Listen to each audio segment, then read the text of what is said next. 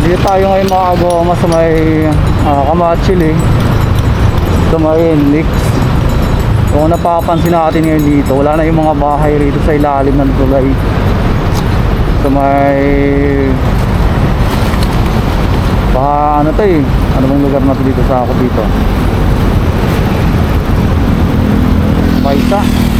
Baysa pa ata nakakasakop dito. Ito yung tulay na dudugtong ng Quirino at saka Bonifacio, ipatagos na yan.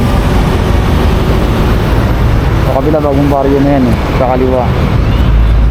So, wala na yung mga bahay dito, nagiba na. Napakaraming bahay dyan, mga nakaraang buwan.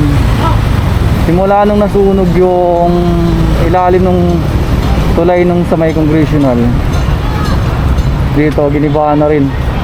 Ngayon, i-clearing pa ngayon.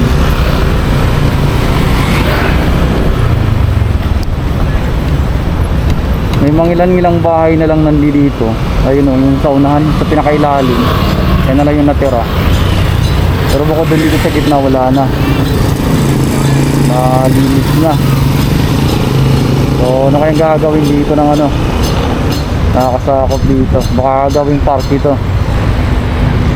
Kasi wala na, nilinis na nila oh. Tinanggal na yung mga semento, mga bakal, yung mga pader ng mga bahay na nakatayo dito dati.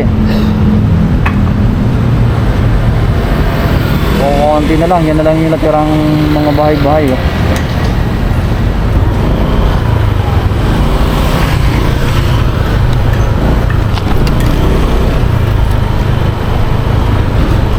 Nakaregid pala to. So itong portion na to, ito na lang yung mga bahay na konti na lang. So di pa giliba.